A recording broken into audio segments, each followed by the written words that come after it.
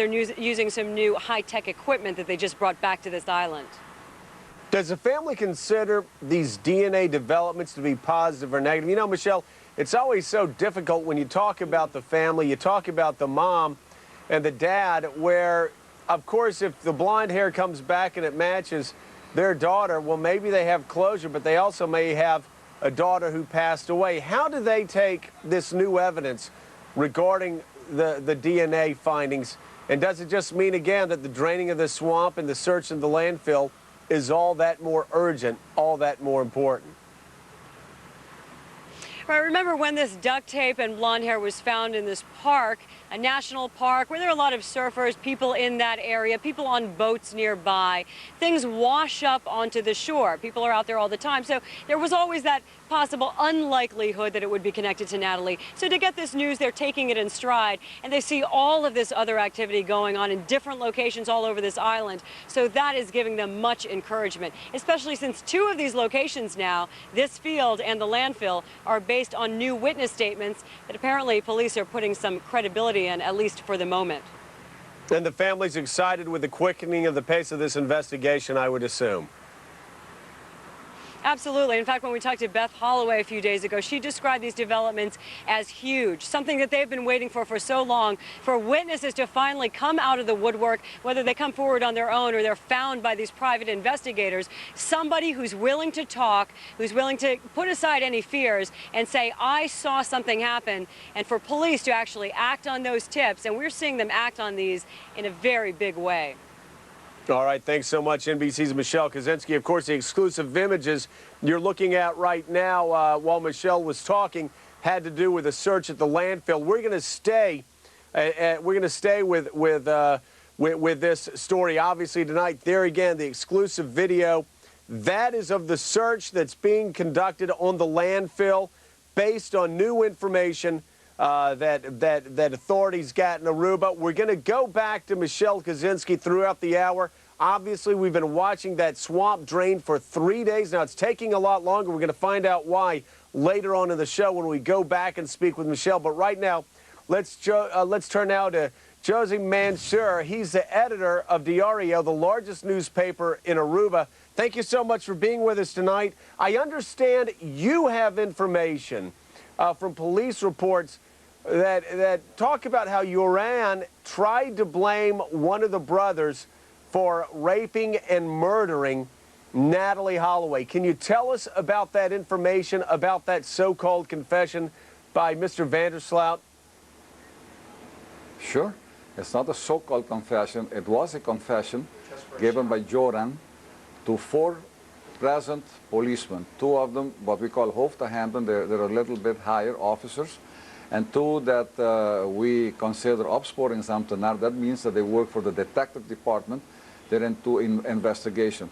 Now, to these 4 people that have signed that deposition, Joran told that I think, these are his exact words, I mean, the exact translation of what he said, is that I think that Deepak Kalpoe raped and then murdered Natalee. So Yoran fingered his friend Deepak, saying that he actually went on the beach, raped Natalee, and then killed her, and that's what he told the police. Why haven't the police responded in a more aggressive way? Do they think that Joran was lying to him? Probably because the guy's been lying so much. He's lied on at least 20 to 22 occasions, but so have the other 2 Kalpoe brothers. No?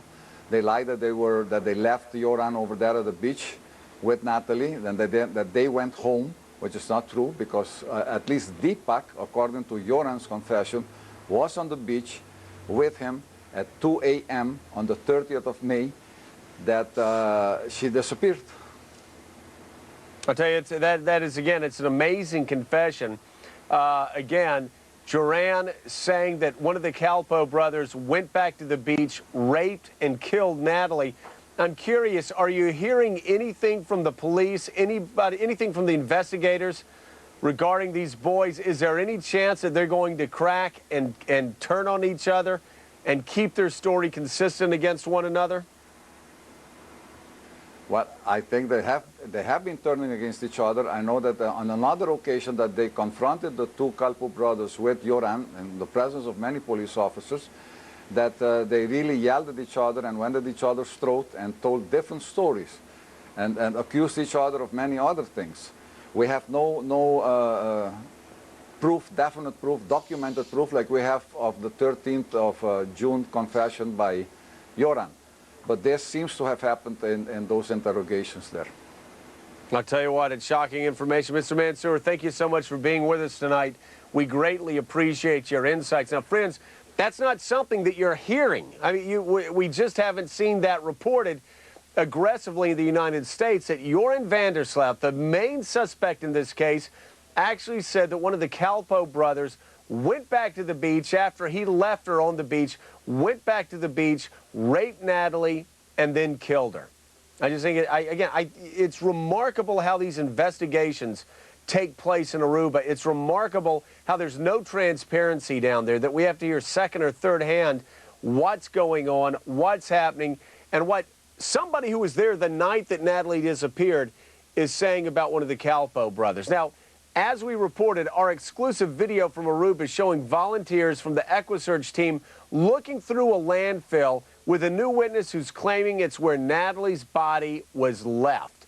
Could this landfill hold the awful truth about this case? Let's go live now to EquiSearch's Joe Houston and get the very latest on that search. Mr. Houston, thank you so much for being with us tonight. What can you tell us about EquiSearch's inspection of that landfill right now?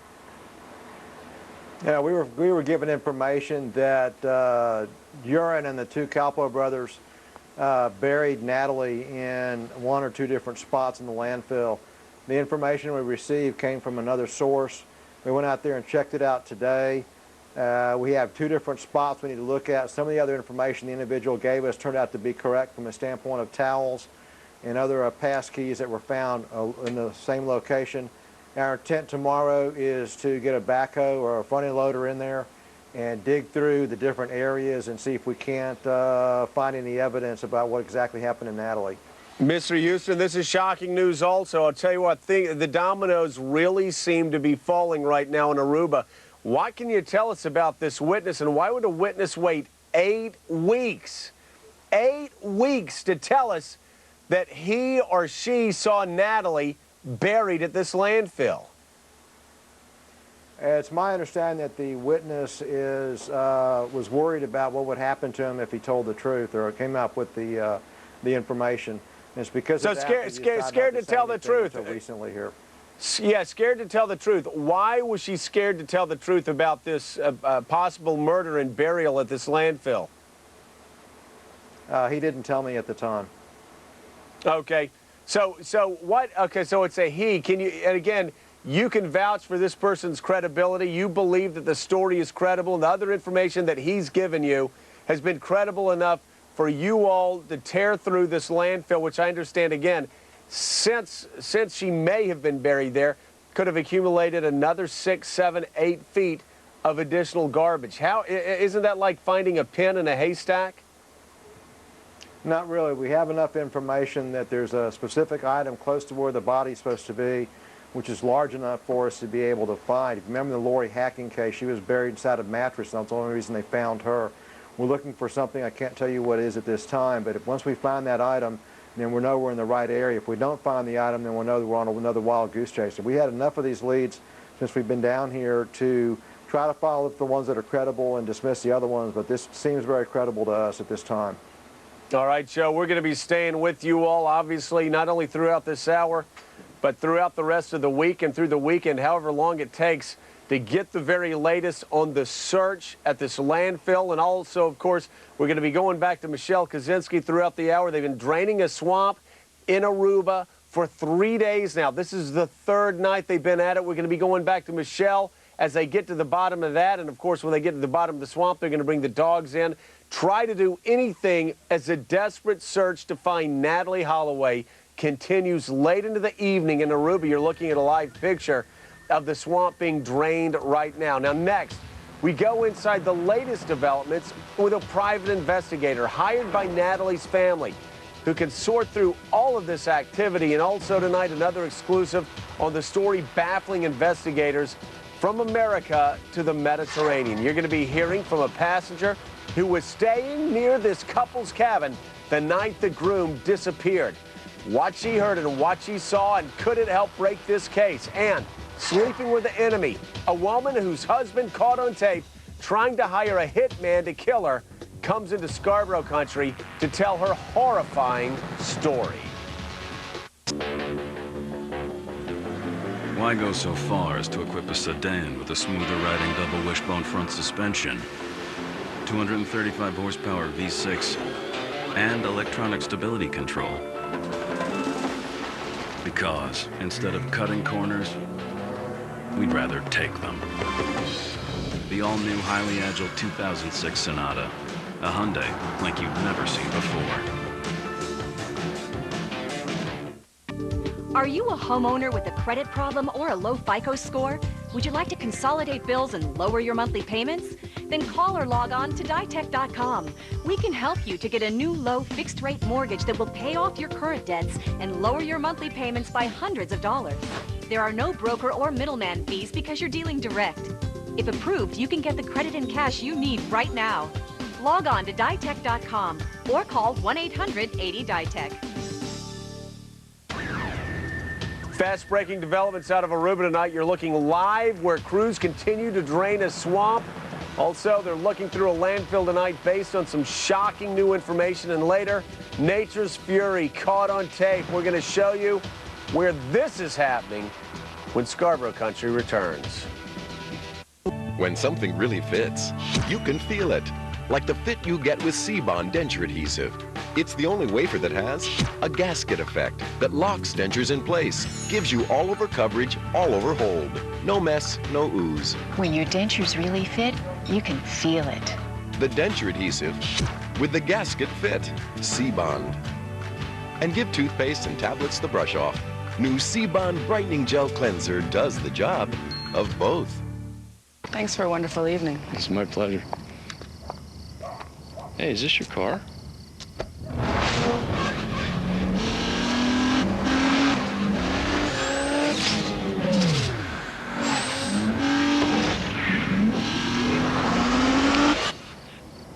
Not on a first date. But, you want some coffee? Oh, yeah. The 265 horsepower Nissan Maxima. Discover the most beautiful, timeless music ever created. 100 best opera classics.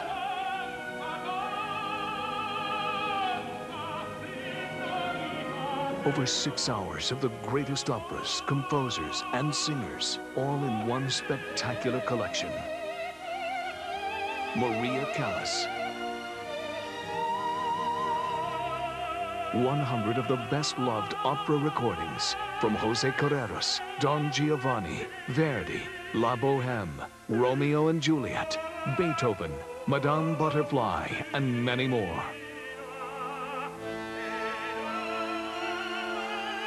Call now to order 100 best opera classics on 6 CDs. Over 6 hours of the most important operas in history for the amazing price of only $24.98, plus $4.95 shipping and handling. Or order online at tvatlas.com.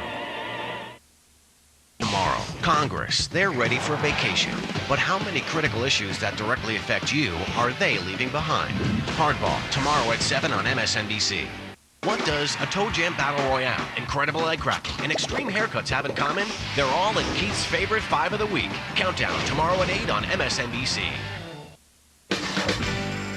NBC's Michelle Kaczynski at the Aruban Swamp, still being drained. We're going to be checking back with her in a few minutes. But now, here to talk about the intense search for Natalee is her family's private investigator, TJ Ward. Mr. Ward, thank you so much for being back with us tonight.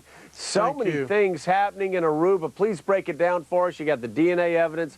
You got the swamp being drained. And we just heard from this EquiSearch guy that he said that they were searching again this landfill, that they found a towel, that they found a key pass. Sounds like a lot of things are going on here. Please, if you can, for Americans that haven't been following this as closely, break down this investigation. What's the state of it tonight? Well, first of all, this is the first I've heard about the EquiSearch's clue about going to the landfill. But I'd like to turn around and focus on the information at the pond that's being drained right now. If we go back and we can believe the information from the gardener who was there on the 29th into the 30th, who saw Vandersloot and the Kalpoe brothers in the vehicle belonging to Kalpoe, he specifically and without any reservation said that he saw Vandersloot behind the front wheel of the driver's seat, who covered his face when he pulled up on the car, and he also saw one of the Kalpoe brothers bend down in the back seat.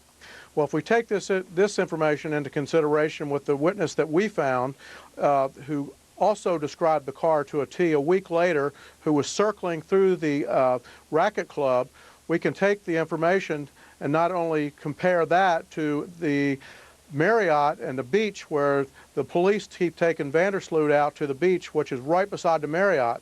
This pond is directly across the road. And the time frame at 2 o'clock in the morning till the time that they understand that they have information that one of the Kalpoe brothers was on his computer at 3 o'clock, we're talking about a very short period of time. Now, we also know about an implication of a letter from Vandersloot that was given to the police at the time of that he was taken into custody. And if this is true, that he's claiming that that Deepak in fact killed Natalee on the beach after raping her, then we don't have a far-fetched story here that the beach is right across the street from the pond, and maybe there's some evidence around the pond because the same vehicle a week later after the disappearance of Natalee from the 29th into the 30th might even coincide with the fact that they were going back to find any additional evidence. I got to tell you, Mr. Ward, this is starting to sound a lot like the case out in California where you've got Scott Peterson. He sits there and he's able to push off investigators, but soon evidence just starts dripping, drip by drip by drip. Pretty soon it washes that guy away. He's going to face the electric chair sometime in his future. In this case, though, I am stunned by the new information we're finding out every night. I mean, tonight we find out that Vandersloot says that one of the Kalpoe brothers raped and killed Natalee on the beach, and yet we're not hearing about that in America. We're not hearing we're not hearing a lot of things, and these kids aren't even in jail. Why aren't they in jail, first of all? And secondly, why can't these Aruban authorities break a 17-year-old kid? You give my kid like a PlayStation 2 and a pile of chocolate chip cookies, and you got him talking in 30 minutes. Well, this is a very streetwise kid. Vandersloot's very, very streetwise. And he knows his father was in a judicial system, or is in a judicial system, up until yesterday when he started cleaning out his drawer at the justice office. But he, in fact, I believe, called his father on the night and got advice what to do with Natalee Holloway. I believe that we have all three of the suspects. These are the parties that are responsible for the disappearance of Natalee Holloway, and I would rest assured that probably you'll understand that Paul Vandersloot is probably going to be linked to this investigation somewhere down the road. What the problem is with people here in the U.S. is that we're not used to this kind of procedure. The procedure in Aruba is completely different than what we are used to in the U.S. In a normal investigation that I have been doing for the last 24 years in the private sector, when I get a case like this, I'm able to go to law enforcement and to the prosecutor's office and pull information that's public. And of course, in Aruba, nothing is public. You can't get reports. You can't get information from the police, and everything's hush-hush. I believe that it was very much a mistake, and the Aruban government knows to leave the Kalpoe boys, let them go back on the street. But I rest assured, when the time comes, I believe the Aruban authorities, along with the FBI monitoring this case, has the information, and when they do, they'll take these parties back into custody. I believe you'll probably also see a target investigation here in the very near future involving Paul Vandersloot. This is all pulling together. After the information that we receive from whatever the pond gives us, whether they bring the sonar in and there's any evidence there, if not, I'm returning Sunday on behalf of the family, and I will continue conducting the investigation I did, uncovering this witness that knew about the car a week later. There's people there, and somebody on that island has... You know, Mr. Ward, you're exactly... You're exactly right, Mr. Ward. This is all starting to add up. This evidence, the draining of the swamp, the new witness that you found, it's all coming together, and I agree with you. I think the Calpo brothers are going to get nailed on this, and I think Paul Vandersloot, he's going to be sharing a jail cell with his son. Thanks so much for being with us, Mr. Ward. We greatly appreciate it. I know, we want to get you back tomorrow. I mean, it's great to have somebody that can tell us what's going on down there without the filter of the Aruban and the Dutch authorities. Let's bring in right now Bill Stanton, former NYPD investigator. Mr. Stanton, you've been hearing all of this. It sounds like the pace of this case is quickening. What can you tell us about the ebb and flows of these sort of investigations? Well, it's interesting to see the private investigator, the different dynamic he brings to the table. Seems to be doing a wonderful job of collecting evidence and presenting it to the law enforcement.